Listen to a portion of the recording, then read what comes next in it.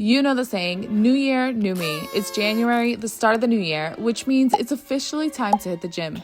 And I'll be honest, I've always kind of been intimidated by the gym. I never felt like I really knew what I was doing, and I always had this feeling that people were just gonna stare at me in a weird way. I know that sounds dramatic, but that feeling alone was enough to keep me away. So I thought, why not stay in my comfort zone and just work out at home? To prepare for my new little health and fitness journey, I started following gym influencers and trainers online. But that's when I accidentally ended up on the weird side of GymTok. Let's get your peach ready for the beach. And what I saw, I couldn't unsee.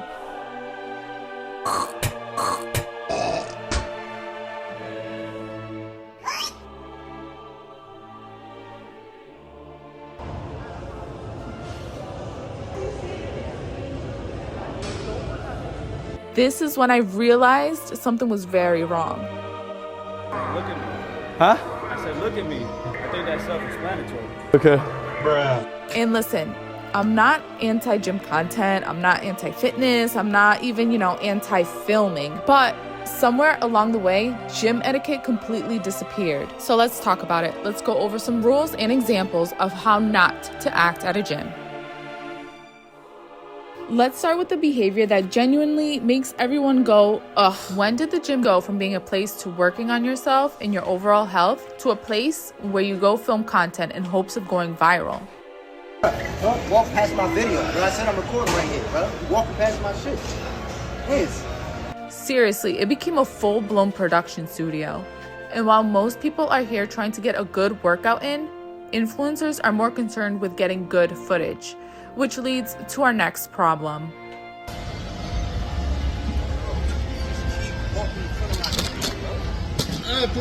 My shit is right here. My shit is right here. Can we just talk about the audacity of getting mad at someone for walking in a gym that they also paid for? Isn't it obvious that you're in a public place? No one signed up to be an unpaid extra in one of your performative gym videos. And you can't possibly think it's okay to be mad at others for not wanting to be filmed when they are sweaty and tired.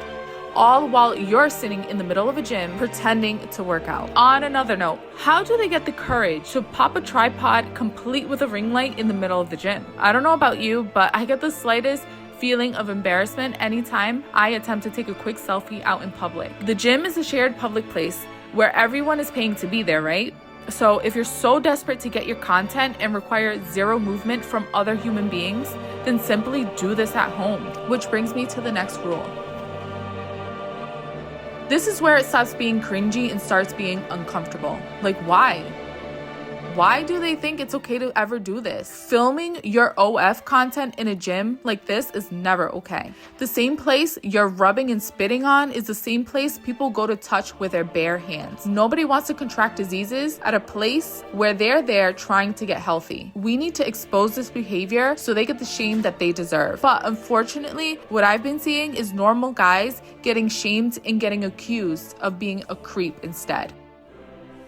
There is this trend in the US whereby gym girls, they go to the gym and they intentionally and purposefully try to film guys staring at them just to create awareness or whatsoever, but actually it's more so for their own attention and clout. Now, there's definitely real creeps at the gym, and some situations have been so severe and scary, so please be careful and be vigilant at all times. But also know that there are delusional people out there who feel like it's their job to provoke the creepiness out of others. Those are the ones you also have to look out for. They come into the space to film strangers and accuse them of staring and being inappropriate, and then post it online without any context. This then makes innocent people who were just minding their own business look like creeps when in reality they were just doing their own thing. This can ruin lives. I hate when people love to play the victim. Not every glance is harassment, and if they are glancing your way, they're probably looking at your stupid film setup. If you are really that concerned about harassment and your safety, you should be getting out of there and report it to the staff. But instead, you resort to posting it and reporting it to TikTok. If you're that much of a hypochondriac, then maybe it's safer for you to stay at home. But no worries, girl. Most of the time, people aren't even paying that close attention to you. You're not that important. Stop making it all about you.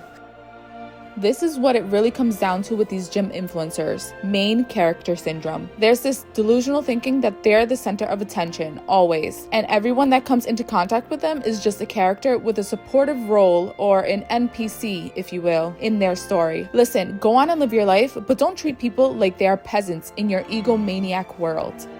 Excuse me, can you not see I'm pretending to work out here? Get the F out my way. Being the main character in their low-budget gym film and trying to be the center of attention also leads me to the dress code debate. Alright, we need to talk about gym attire. I'm going to try to be as careful as possible here because I understand both sides. On the one side, you should be able to wear whatever makes you feel comfortable and confident. If it's an old sports bra and leggings, great. A baggy t-shirt and shorts, cute, awesome. But on the other hand, it sometimes feels like you're stepping into a nightclub with how some of these influencers are choosing to dress. We need to have an honest conversation about those who are clearly wearing things specifically designed to get attention and to show as much as possible for their content. How supportive and functional is it to wear an itty-bitty tube top while you're working out? The insane level of confidence you need to cut a piece of cloth in a rectangular shape and then proceed to wear it like a bra without having the fear of an accidental nip slip is the type of confidence I desire going into this new year. Like, seriously, how functional is it to complete a workout if you're constantly shimmying your top up because it keeps slipping down? That tube top is giving you more of a workout than the dumbbells itself. You know what's funny though? Most gym influencers have partnership with these athletic brands, so they're kind of obligated to wear the stuff that's not even designed to allow for full range of motion. It's like at this point, it's designed to be cute, not functional. And then to top it off, they're doing exercises specifically chosen to make their outfits more revealing while the camera is positioned at the most gratifying angle possible. Here's the thing, I know most people at the gym don't care what other people are wearing, but when most of these outfits are clearly a costume for content and you're doing exercises to create provocative shots, you're not there to work out. You're there to film fake performative content. Which leads me to my last rule. As someone who's recently been trying to learn about fitness, fake workout influencers giving terrible advice really frustrates me. There's a whole category of gym influencers who have ring lights and the confidence out here to teach people exercises that range from useless to actually dangerous. What we just saw was a recipe for a physical therapy appointment. The problem is the video has tons of views. Tons of people might try this and hurt themselves, all because someone who looks fit is doing it confidently on camera. When influencers prioritize viral content over accuracy, they're playing with people's health. Someone watching might be a complete beginner who trusts that what they're seeing is correct, and that trust can lead to injury. And if you're new to the gym and new to fitness like me, you might feel insecure starting this new journey. You might be worried about looking silly or doing something wrong, and you might be mortified that you might end up online. But I found the good side, the supportive side of gym culture. As I was doing research on my potential new hobby, I found that not all gym content is bad. There's plenty of educational content that is really needed, and I'm so thankful for that. There's helpful people at gyms willing to provide guidance out of the kindness of their hearts. This right here makes me feel like I belong in the gym. That maybe the gym isn't such a scary place after all. If you made it this far, show me by leaving this down below. Now it's your turn. Tell me your best or your worst gym experience in the comments. And don't forget to like and subscribe. And as always, see you on the next one.